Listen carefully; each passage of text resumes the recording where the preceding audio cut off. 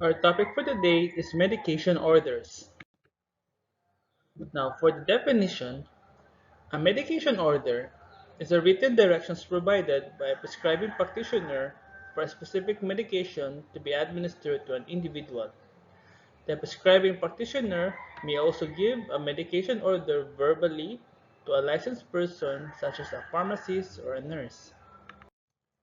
So in order to give a PRN medication, you must have a medication order and a PRN protocol.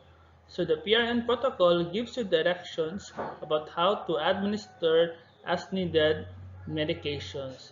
So the following are the signs and symptoms that could include in our PRN protocol. So in order to give a PRN medication, you must have a medication order and a PRN protocol.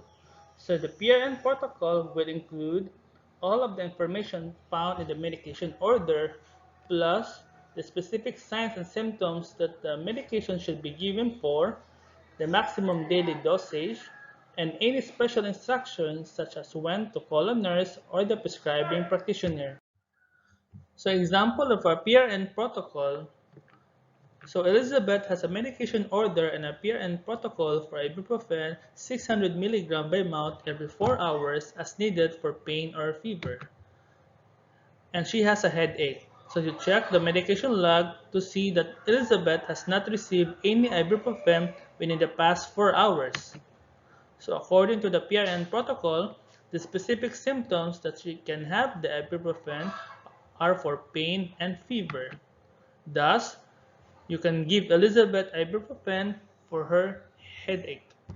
So this is the procedure that you will follow. First, check to see if the individual has a medication order and a PRN protocol for the signs and symptoms that the individual is showing. Second, if there is no medication order or PRN protocol, then follow the agency's policies or hospital procedure for notifying the attending physician or the nurse supervisor. Third, if there is a medication order and PRN protocol for the signs and symptoms, check the medication log to see when the medication was last given. Fourth, administer the PRN medication according to the PRN protocol following the 6 rights and the 3 checks. Fifth, do the documentation. And lastly, evaluate the effects of the drugs given to the patient. So these are the 6 rights of drug administration: the right patient, drug, dose, route, time, and documentation. And they are expanded now for the 10 rights of drug administration. And here are the 3 checks of medication administration. First, read the label of the medication. As it is removed from the shelf, unit dose cart, refrigerator, or dispensing system. Second, read the label of the medication when comparing it with the medication administration record. And third, read the medication label again before administering the medication to the patient. So in transcribing a medication order, transcribe means to write down or copy. So we take the information from the prescribing practitioner's order and write it in the proper place on the medication log. So this is called a medication log entry. So, as an authorized provider, it is the responsibility to transcribe the medication orders. So you may want to ask another authorized provider to double check your work. If possible, after you have transcribed an order, double check it with your supervisor. So remember, all medication log entries must match the prescribing practitioner order and pharmacy label.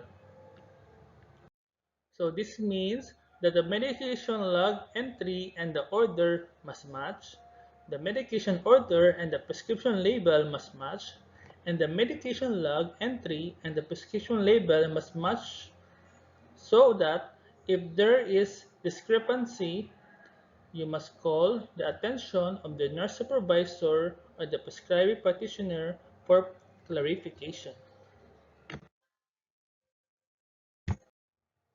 So some medication orders include the specific time of the day that you are supposed to give the medication.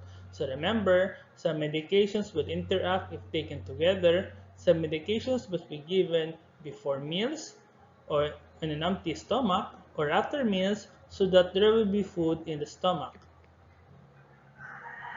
And for the documentation, is a very important aspect in the drug administration.